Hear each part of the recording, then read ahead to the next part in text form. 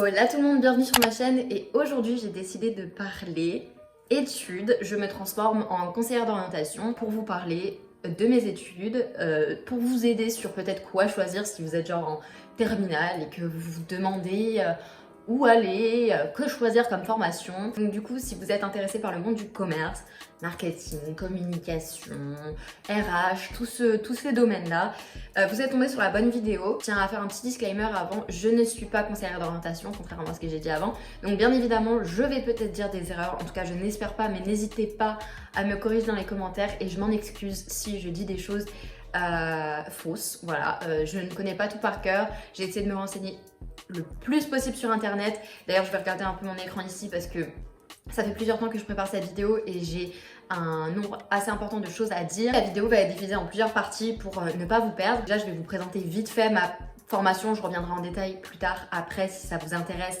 de faire ce que moi je fais. Et j'aimerais aussi vous aider en fait un petit peu à faire la différence entre les différentes formations liées au commerce, liées au marketing, dans lesquelles vous pouvez avoir accès après le bac. Du coup voilà, n'hésitez pas à rester jusqu'à la fin. N'hésitez pas aussi à poser des questions si vous en avez. Je serai heureuse d'y répondre. Du coup, donc moi je suis en école de commerce.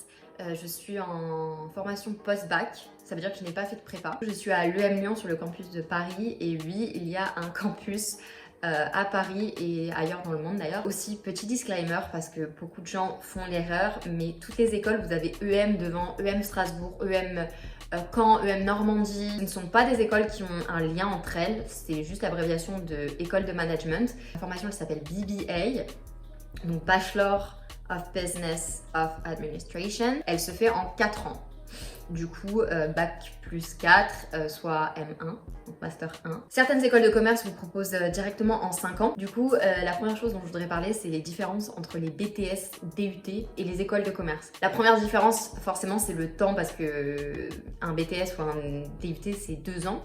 Du coup, c'est grave pratique si vous voulez rapidement rentrer dans la vie active. Vous kiffez pas trop l'école, genre que votre but, c'est de rentrer vite dans la vie active, de travailler dans le commerce rapidement. Bien évidemment, moins vous faites d'années d'études, plus logiquement vous aurez un poste moins gradé, on va dire. Donc ça, c'est un peu une question de logique, mais c'est un point aussi positif et à prendre en compte quand on veut travailler dans un certain domaine, mais qu'on ne veut pas s'éterniser dans des études, parce que 5 ans d'études, c'est long quand même. Après, un DUT ou un BTS, vous pouvez aussi intégrer une IAE, c'est l'équivalent d'une fac en fait. Au niveau des matières, c'est quasiment la même chose que ce que moi j'ai. La plus grosse différence, c'est que vous avez un cursus beaucoup moins international, on va dire, parce que par exemple, moi j'ai tous mes cours en anglais. La plupart des UT, des BTS, donc généralement c'est dans les lycées que c'est dispensé, vous n'aurez pas trop de cours en anglais, genre vous n'aurez pas un cursus en anglais, alors que ça se fait énormément dans les écoles de commerce de vous enseigner uniquement en anglais. Ça reste un cursus assez professionnalisant, les DUT et les BTS, parce que vous avez des stages, voilà, vous avez quand même pas mal d'intervenants. Ça, c'est à peu près pareil. De ce que je me suis renseignée et de ce que mes amis m'ont dit, encore une fois, les matières, c'est à peu près les mêmes. La chose qui change le plus en école de commerce, c'est que comme c'est privé, vous avez un certain montant à payer par an, ce qui donne forcément à l'école plus de moyens pour vous mettre à disposition des logiciels, des salles. Vous allez avoir des choses un peu plus innovantes, on va dire.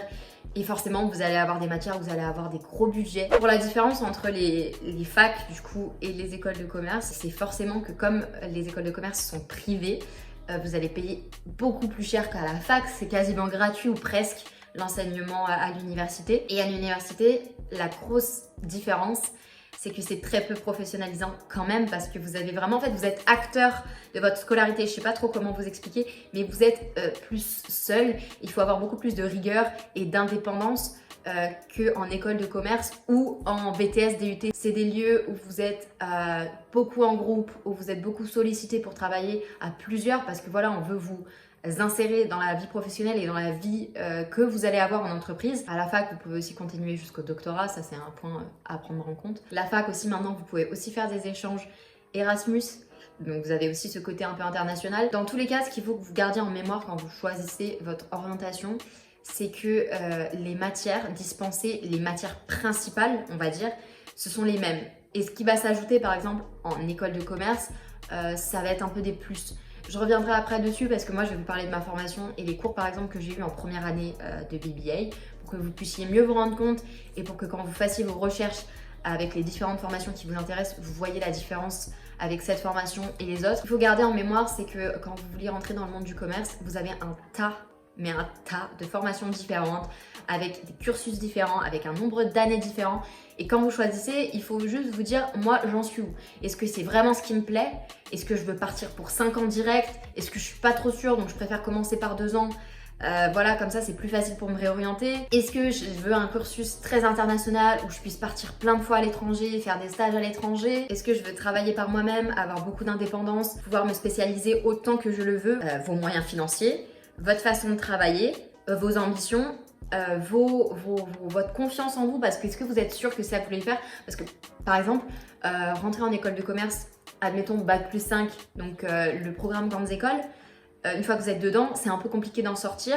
Vous pouvez en sortir et vous pouvez abandonner, mais vous aurez déboursé une année peut-être à 10 000 euros. Moi, je sais que j'ai choisi cette formation parce que je savais que c'était ce que je voulais faire. Je me suis dit, c'est sûr, je vais pas faire marche en arrière, c'est ce que je veux faire. Donc voilà, je pense avoir fait le tour au niveau des différences dans les grands axes, parce que bien évidemment, je ne connais pas tous les BTS qui existent, parce qu'entre le BTS MU, BTS commerce, enfin bref, il y en a plein des BTS pour s'orienter dans le monde du commerce.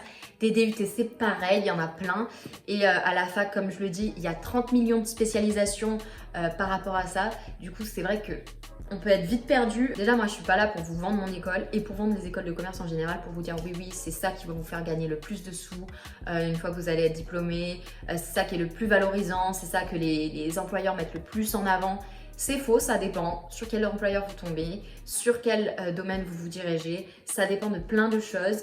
Alors oui, ça, on peut pas le nier, les écoles de commerce sont plus élitistes et plus... voilà, quand on dit je suis en école de commerce, c'est sûr que aux oreilles ça change que de dire que je suis à la fac, je suis en BTS, ça je vais pas mentir. Mais c'est pas pour ça qu'une personne à une école de commerce est plus intelligente et a plus de skills, a plus de compétences qu'une personne ailleurs. Et ça, faut le garder en mémoire parce que moi je trouve que certaines personnes en école de commerce ont tendance un peu à écraser les autres formations, sauf que vaut mieux être très bon en BTS, en DUT ou à la fac que très mauvais en école de commerce. Du coup maintenant je vais rentrer dans ma formation en détail. Du coup pour un petit reminder, j'ai fait un bac L, donc comme quoi je ne vais pas être là pour vous dire ah oui alors il faut avoir fait tel bac pour rentrer en école de commerce. Ça ne veut rien dire.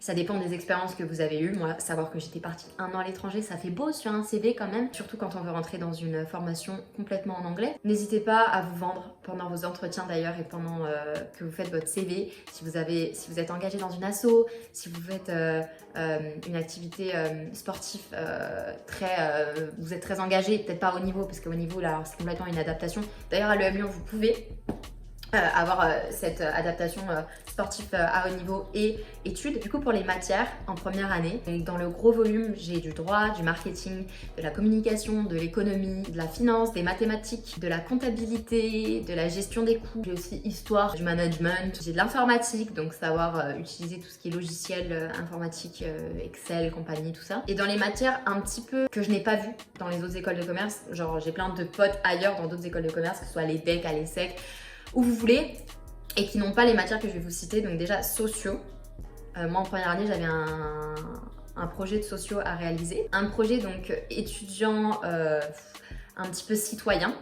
donc il fallait réfléchir en groupe encore une fois sur un moyen d'améliorer notre vie en tant que citoyen. Voilà, donc ça c'était une matière aussi. Il y avait une matière qu'on peut assimiler à de la création, apprendre à utiliser un petit peu les logiciels Adobe, savoir un peu imprimer tout ce qui est sur imprimante 3D, savoir faire un petit peu de design, découpe laser, voilà tout ça. Et ensuite j'ai eu la chance, et ça c'est quand même un truc de ouf parce que j'ai pas vu ça ailleurs, c'est que j'ai travaillé donc avec une entreprise pour leur faire une étude de marché, ce qui était quand même grave cool et qui m'a permis de me mettre direct dans le bain du monde du travail, on va dire. Du coup j'ai eu la chance de travailler avec Merci Andy, je sais pas du tout si j'ai le droit de le dire, je pense, mais du coup voilà, mon groupe et moi-même on a travaillé avec Merci Andy pour réaliser une étude de marché pour améliorer leur vente, on va dire. Du coup moi pourquoi j'ai choisi cette formation, comme je l'ai dit avant, je savais que c'était ça qui me plaisait, je savais que je pouvais partir pour plusieurs années, que ça allait pas me saouler. Ouais, j'aime bien le système d'école de commerce, être grave dans le monde professionnel, avoir plein d'opportunités à l'étranger.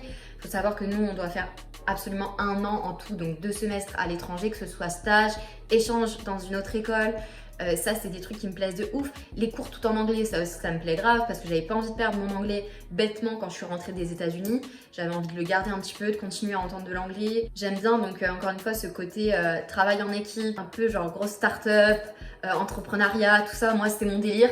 C'est vrai que travailler par soi-même, c'est quelque chose que j'arrive extrêmement bien à faire. J'ai toujours été bonne élève au lycée et ça m'a pas empêché pourtant de me diriger vers ce cursus. J'aurais très bien évolué en université, mais c'était vraiment genre...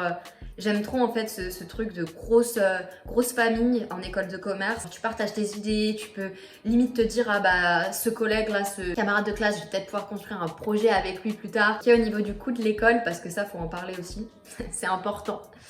Mes études, pour moi, elles coûtent 10 500 € l'année. Vous avez le choix d'ailleurs de payer en plusieurs fois. On vous demande pas obligatoirement de débourser 10 000 balles d'un coup. Du coup, je crois que je suis bon et que j'ai rien oublié sur ma formation. J'ai fini avec la pire information, c'est-à-dire le prix. Du coup, j'espère avoir répondu on va dire en globalité à ce que les questions que moi je me posais en fait un peu quand je suis sortie du lycée, tu vois. Il y a tellement de possibilités, franchement. Quand tu sors du bac, moi ça me tue. Je me posais des questions aussi un peu débiles des fois, genre ouais, est-ce que j'aurais dû faire L, tout ça. Franchement, ça dépend grave de votre motivation parce que moi j'ai de tous les horizons dans mon école, beaucoup d'étrangers aussi. Et le cursus que vous avez fait au lycée, c'est pas normalement le plus important. Il faut que je prenne quoi comme matière au lycée, puisque maintenant il y a la nouvelle réforme. Franchement, prenez en vrai ce qui vous plaît maintenant, tout de suite. Parce que, regardez, moi j'ai fait un bac, j'avais pas de maths, j'avais pas d'éco, et je m'en sors très bien. Donc ça veut rien dire. Prenez ce qui vous plaît sur le moment. Et à la fin de vos études, vous vous rendrez déjà compte de ce que vous voulez faire. Du coup, j'espère avoir répondu aux questions les plus importantes, on va dire, quant au choix de son école quand on veut s'orienter dans ce domaine. N'hésitez pas à poser vos questions. Genre franchement j'ai trop envie d'y répondre et je pense refaire une vidéo avec plutôt des questions précises parce que là c'est vrai que je réponds en général, je me suis fait des notes avec tous les trucs que je devais dire, voilà, et je me doute qu'il doit y avoir plein d'autres questions assez précises. Du coup je pense faire plutôt une vidéo ask. Et du coup voilà, je vous remercie d'avoir regardé cette vidéo et je vous dis à plus pour une prochaine vidéo. Ciao.